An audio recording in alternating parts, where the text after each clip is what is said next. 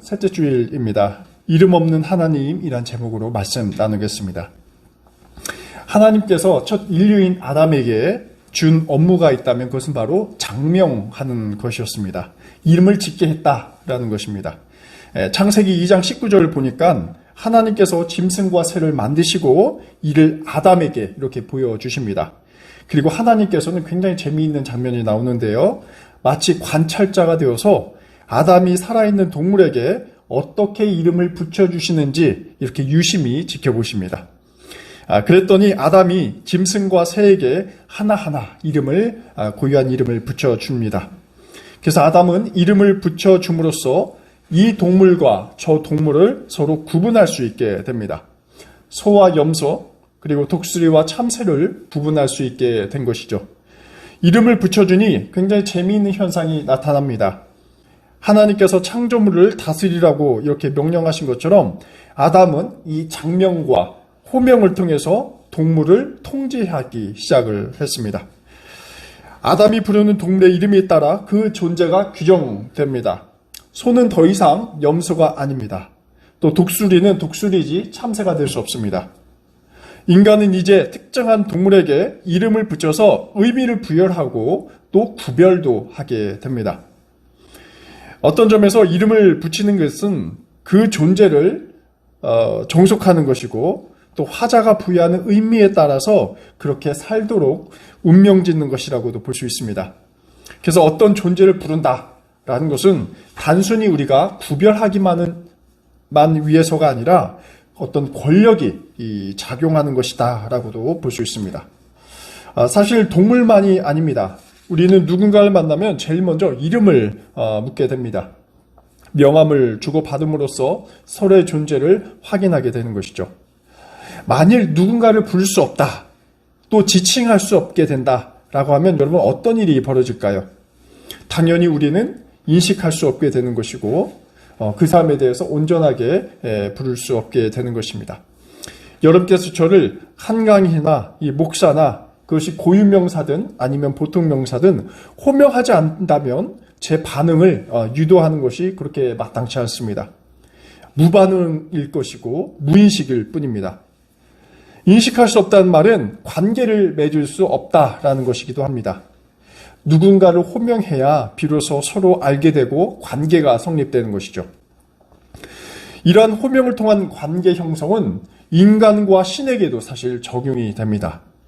신앙이라는 것도 보면 사실 인간과 신의 관계인데 그것은 바로 장명하는 데서 누군가를 부르는 데서 시작한다는 것을 우리가 눈여겨보아야 할 부분입니다.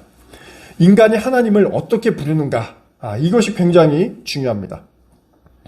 여러분, 우리 기독교 신앙에서 언제 처음으로 신에 대한 존재의 이름을 붙이고 또 부르기 시작을 했을까요?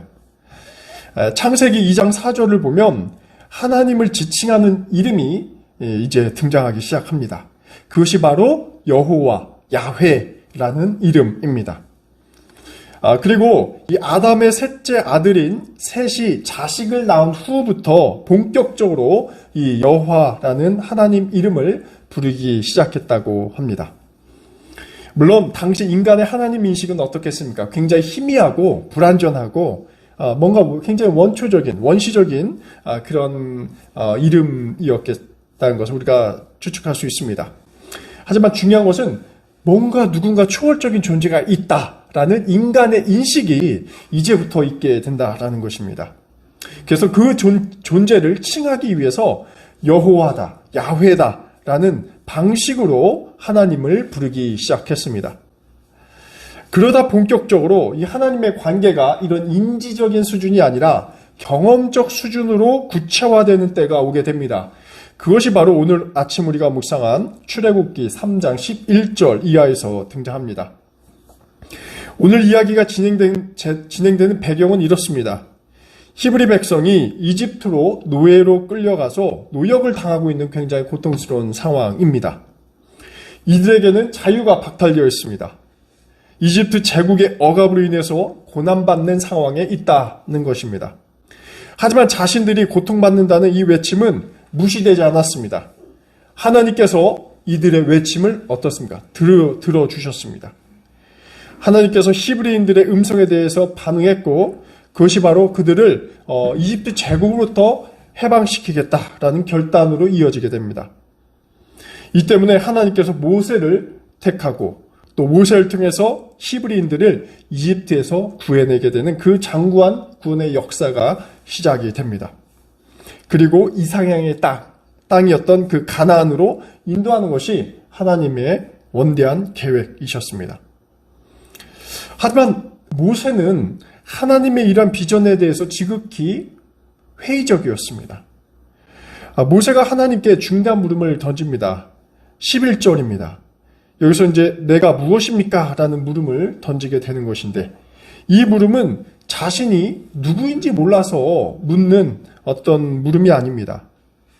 너무나도 볼품없는 자기 자신이, 연약한 자신이 어떻게 감히 이집트 왕 바로에게 갈 것이며 또 40년 이상 노예로 있었던 그 동족을 구출해낼 수 있겠냐라는 그 질문입니다. 죄가 무엇입니까? 라는 물음은 겸손함이 아니라 진정한 자신의 비천한 상태, 이 상태를 고스란히 드러내고 있는 표현입니다. 이에 대해 하나님께서는 모세에게 이렇게 말씀하십니다. 내가 너와 함께 있을 것이라는 그 약속입니다. 하지만 여전히 모세에게는 불안한 구석이 남아 있습니다. 도대체 여호와 하나님이라는 분이 누구인지 확인되어 있지 않기 때문에 그렇습니다. 이 신원 증명이 되지 않았다라는 것이죠. 물론 모세가 불타는 그 떨기나무에서 하나님의 음성을 듣는 그 체험을, 거룩한 체험을 한 바 있습니다. 그렇다고 이것이 어떤 초월적인 존재를 믿고 신뢰해야 할 근거는 아니었습니다. 더욱이 모세가 이집트 왕 바로와 또 히브리 백성에 가서 자신이 출애굽해야 하는 그 당위성을 주장하게 될 때 그것이 과연 어떤 권위로부터 나오는지 그것을 명확히 할 필요가 있었습니다. 사실 이는 유대교 전통뿐만 아니라 당시 주변에 있었던 고대 사회에서도 이런 어떤 신원 증명이 아주 중요한 것으로 보여집니다. 그리고 그 방법 가운데 하나가 뭐였냐면 자신을 보낸 어떤 신적인 존재에 대한 이름을 서로 공유하는 것, 서로 나누는 것이었습니다. 그래서 신적인 소명을 받았다라고 할 때 그 신이 과연 누구냐, 그 이름을 댈 필요가 있었던 것입니다. 자, 이 때문에 모세는 13절에서 하나님께 이렇게 묻습니다. 제가 이스라엘 자손에 가서 너희 조상의 하나님께서 나를 너희에게 보내셨다 말하면 그들이 그의 이름이 무엇이냐 할 터인데 제가 무엇이라고 대답해야 합니까? 라는 질문입니다. 한마디로 신적인 존재, 그 권위의 출처, 이거에 대해서 알려달라라는 것이죠. 그래서 여기에서 중요한 대목이 그의 이름이 무엇이냐라는 성경 구절은 바로 이러한 대목을 암시하고 있는 것입니다. 그래서 이 모세의 질문에 대해서 하나님께서 이렇게 답변하십니다. 14절입니다. 나는 스스로 있는 자다. 다른 성경 번역을 보니까 나는 곧 나다라는 말로 되어 있습니다. 나는 스스로 있는 자다. 나는 곧 나다. 여러분 굉장히 당혹스러운 그 질문이 아닐 수가 없습니다. 이름을 물었는데 굉장히 명쾌한 어떤 구체적인 이름을 얻었는데 나는 스스로 있는 자다. 나는 곧 나다. 라는 이 대목을 이해하기가 우리로서는 쉽지 않습니다.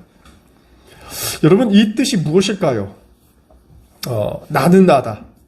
풀이하면 나는 영원히 존재하는 자다. 또 나는 스스로 존재하는 자다. 라는 표현을 하고 있습니다. 또 영어로 보니까는 I am who I am 이라는 뜻이에요. 이것도 굉장히 이해하기 쉽지 않죠. 우리가 하나님이 어떤 분이신지 이 대목을 가지고서는 이해하기 어렵습니다. 우리 이름처럼 사실 뭐 한강이, 이하론, 고우림, 다양한 구체적인 이름이 있었으면 좋은데 이렇게 똑부러지게 규정이 되지 않습니다. 사실 우리 인간은 하나님을 좀 명쾌하게, 하나님 이름을 명쾌하게 하고 싶어 합니다. 성경 속 인물들을 보면 아브라함은 하나님을 이렇게 불렀습니다. 지극히 높으신 여호와, 또 감찰하신 하나님, 또 전능하신 하나님 이렇게 불렀습니다. 이러한 이름은 하나님의 어떤 성격과 이 본질을 담고 있는 어떤 분인지를 일부 드러내는 역할을 하고 있습니다. 아브라함뿐만 아니라 이 구약의 수많은 예언자와 이 저자들을 통해서 하나님을 기술하는 표현이 사실 등장하고 있죠. 엘로힘, 그다음에 엘샤다이 등 수많은 이름이 구약 성경에 등장을 하고 있습니다. 사실 우리는 하나면 좋을 법한데 굉장히 수많은 하나님의 이름이 우리를 때로는 혼란스럽게 할 수도 있습니다.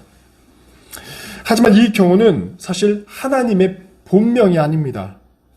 다분히 인간이 하나님 경험을 그냥 묘사하는 것입니다. 결국 어찌 보면 우리가 이러한 답변에 도달할지 모르겠습니다. 하나님은 명명될 수 없는 분이시라는 사실입니다. 이름 없는 분이시라는 이야기입니다.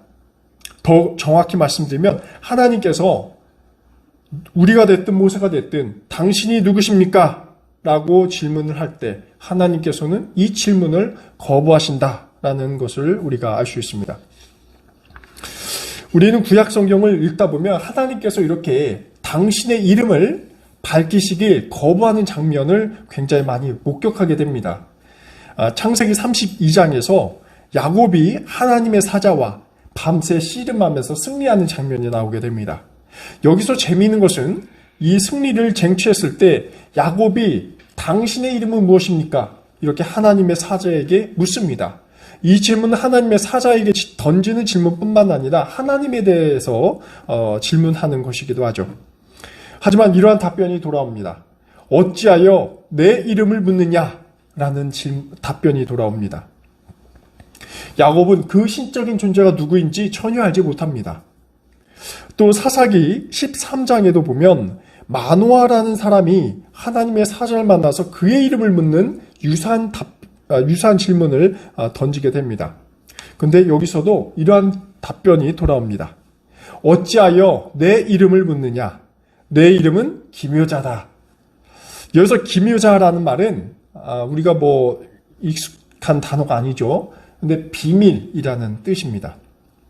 NIV 영어 성경을 보니까 Beyond Understanding, 그 이해를 초월하시는 분이라는 답변이 나오게 됩니다.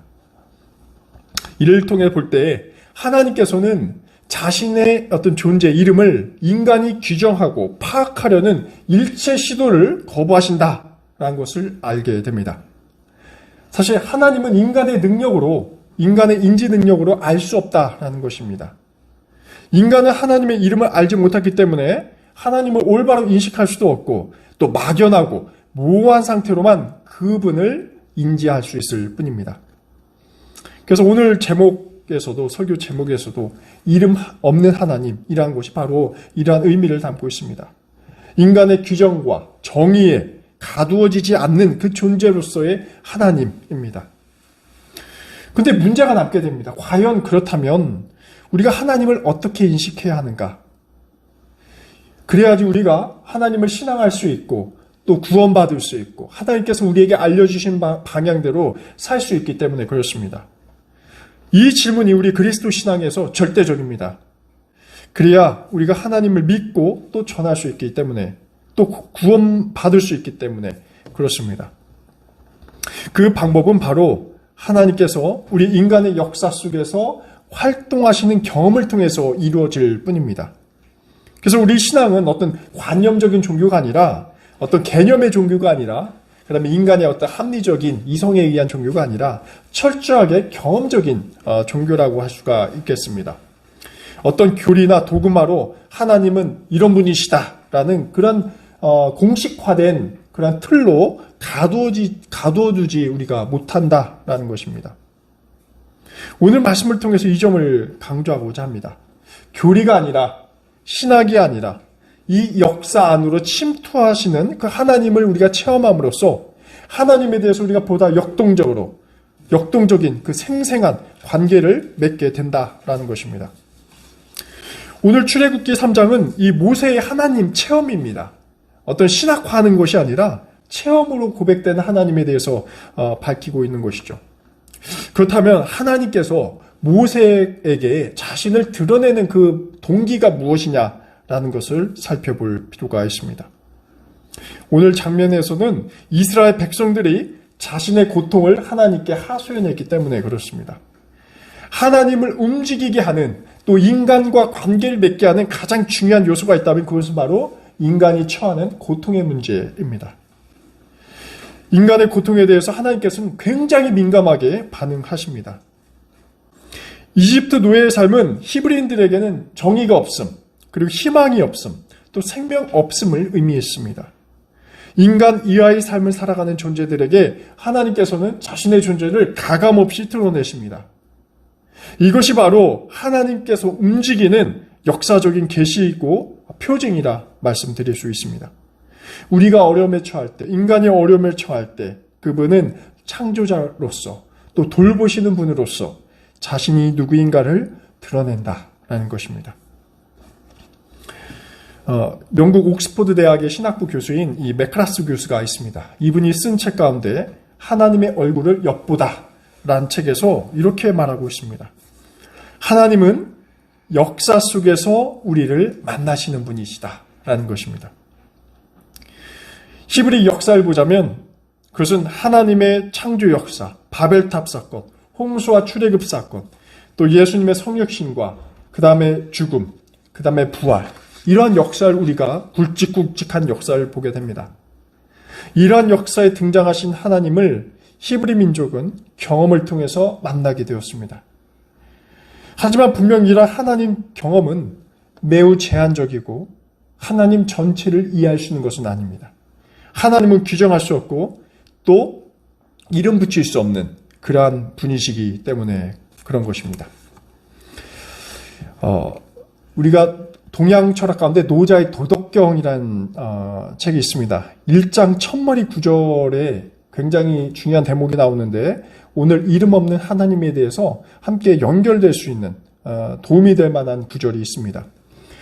굉장히 단순한 말이에요. 도가도 비상도라는 말입니다. 도가도 비상도. 풀이하면 도라고 말할 수 있으면 영원한 도가 아니다 라는 뜻입니다. 이 한때 우리 한국의 토착화 신학이라고 해서 이 도가 신학, 불교 신학, 그래서 동양 종교와 신학을, 기독교 신학을 접목시키려는 시도가 한때 있었습니다. 또 우리 대표적으로 도의 신학을 주장하신 분이 있었는데 이 강남대학교의 김우병 교수님이라고 이 도덕경, 오늘 이 도덕경 이 구절에 나오는 도를 예수의 길, 그리스도, 그 다음에 로고스, 우리 요한복음 보면은 이제 예수님의 길, 이것도 하나의 도로서 해석을 하는데 이 로고스로 해석을 해서 하나님의 속성을 밝히는 작업을 하고 계십니다. 핵심은 이것입니다. 이 구절에서 말한 것처럼 도라고 말할 수 있으면 영원한 도가 아니다 라는 말은 하나님은 완전하고 영원하고 포괄적인 존재이고 또 소리도 모양도 없는 존재이기 때문에 우리의 인간의 능력과 표현으로는 할 수 없다, 표현할 수 없다라는 것입니다. 하나님이 이것이다, 이분이시다, 하나님은 이분이시다 라고 말한 즉시 그것은 하나님이 아닌 것이 되게 됩니다. 말씀드린 것처럼 그 이유는 인간의 표현으로 규정될 수 있는 분이 아니기 때문에 그렇습니다. 오히려 인간의 말과 표현은 우리가 의사소통할 때도 진심이 전해지지 않을 때가 있는 것처럼 오히려 하나님의 본질을 왜곡시키거나 하나님이 누구신가를 왜곡시켜서 결국 참 하나님을 인식하는데 방해가 될 경우가 많이 있는 것처럼 이 경우도 그렇습니다. 저는 오늘 우리 기독교 신앙을 살펴보면서 왜 이렇게 독선적이고 때로는 배타적이게 되는지 한번 생각을 해봅니다. 또 수많은 교파와 신앙 고백으로 갈라져 있고 분열되어 있습니다. 과연 그 원인이 무엇인지 고민해 봅니다. 우리 믿는 그리스도인들에게, 우리 신앙인들에게 창조적인 생각과 행동을 불러일으켜야 되는데 우리 기독교 신앙이 오히려 무미건조하고 따분하고 삶에 전혀 도움이 되지 않는 그런 신앙으로 변질된 것은 왜 그럴까? 어떤 원인 규명과 처방이 필요하다 생각이 듭니다. 우리 기독교 신앙은 바로 이 핵심은 하나님이신데 이 하나님은 성경에서 분명하게 해방하시는 분이시고 위로를 주시고 또 자유롭게 하고 이 인간을 존중하는 분으로 설파하고 있습니다. 하지만 현실은 그 반대로 기울어져 있습니다. 저는 이 모순의 원인을 바로 하나님에게 이름을 붙이려는 인간의 무모한 시도 때문은 아닌가 생각을 해봅니다. 그리고 어떻습니까? 그 이름이 절대적으로 옳다는 도그마에서 비롯한다고 봅니다. 어떤 의미에서 우상화라고 할 수가 있겠습니다. 여러분 놀라시겠지만 국내 개신교 교단만 해도 370여 개에 이른다고 합니다. 굉장히 많죠. 그래서 대한예수교 장로회 이 간판만 붙인 것만 해도 286개라고 합니다. 굉장히 많습니다. 서로 우리는 칼빈주의 전통을 따른다. 우리 감리교회 웨슬리안 전통을 따른다. 고백이다. 웨스터민스터 고백이다. 스코틀랜드 장로교 고백이다. 자신들만의 어떤 정체성을 드러내기 바쁘고 있습니다. 또 때로는 자신의 신앙이 우월하다는 이 신앙 고백주의가 그리스도의 일치와 화해를 위협하고 독단의 길을 가도록 이끌어 갑니다. 물론 이러한 신앙 고백과 전통이 굉장히 중요합니다. 하지만 여기에 얽매이게 되면 그것은 교단주의라는 또 다른 우상의 탑을 쌓는 일이 되고 말 것입니다. 칼빈주의냐 루터주의냐 어떤 신학이나 고백이나 주의로 우리의 신앙이 견인되는 것이 아니라 우리 삶 속에서 이루어지는 하나님과의 만남, 그 경험 차원이 훨씬 더 중요한데 그렇지 못해 왔습니다. 그것은 다른 말로 해서 오늘 설교와 관련지어서 말씀드리면 하나님의 끊임없이 이름을 붙이고 그것이 하나님이다 라는 인간의 이 무지함과 편협함, 그리고 이를 절대화하려는 어떤 관념화된 신학, 그 다음에 자기의 것이 옳다는 이 우월주의적 독선이 우리의 신앙을 더욱더 옥죄고 하나님과의 관계를 끊고 있습니다. 사실 이런 것은 우리 신앙적 차원뿐만이 아닙니다. 여러분 아시는 세계적인 종교 분쟁 이런 것도 사실 우리가 파헤치다 보면 이러한 절대화적 속성에 맞물려 있음을 보게 됩니다. 중세 십자군 전쟁 역시 이런 극단화된 신앙의 절대화의 결과였습니다. 우리 기독교 신앙뿐만이 아닙니다. 이슬람, 힌두교 등 다양한 종교 근본주의라는 그 형태는 신을 인간이 독점하고 또 규정하고 이름 붙여서 우상화하는 그러한 심리가 다 내재되어 있습니다. 종교가 진리를 추구하지 못하고 교리나 제도에 종속되면서 여기에 그 종교의 본질이 어긋나게 되는 것이고 그 결과는 인간들 관계에 깨어짐, 그 다음에 전쟁, 갈등으로 귀결됩니다.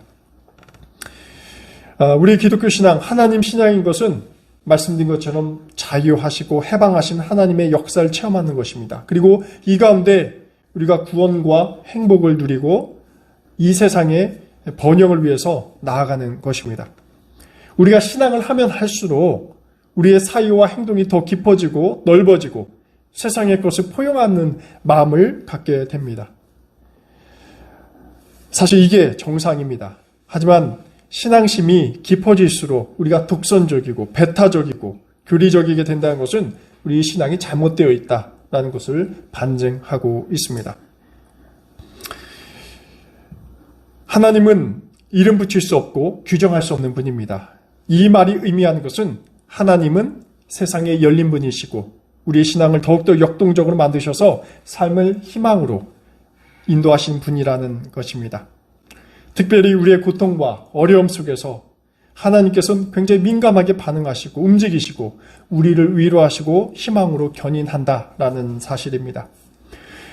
이러한 관점에서 예언자 이사야는 하나님의 경험을 이러한 고백으로 풀어냈습니다. 이사야 42장 3절 보면 이러한 구절이 있습니다. 그는 상한 갈대를 꺾지 않으시며 꺼져가는 등불을 끄지 않으시고 진리로 공의를 베풀 것이다. 어둔하고 부족하다 자기 스스로 판단한 모세는 임마누엘 하나님을 통해서 히브리 민족을 해방시키는 대역사를 만들어냈습니다.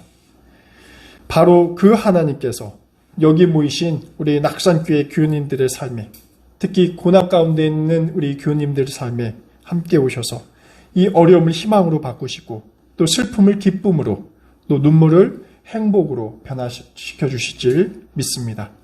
함께 기도하겠습니다. 하나님, 당신은 인간에 의해서 규정되거나 명명되거나 종속되지 않으신 분이십니다. 다분히 우리는 당신께서 인간 역사에 들어오심을 통해서 만나고 그 관계를 고백하는 연약한 존재일 뿐입니다. 당신은 어떤 개념과 주의와 교리로 규정하려는 유혹을 거부하고 자유와 평화와 화해로 인도하시는 성령의 역사를 따라 겸손하게 살아가게 하옵소서. 지금 이 순간에도 살아계셔서 저희의 다친 마음을 여시고 어려운 삶의 환경을 위로하시고 희망을 주시는 당신께 의지하며 살아가게 하옵소서. 예수 그리스도의 이름으로 기도드립니다. 아멘.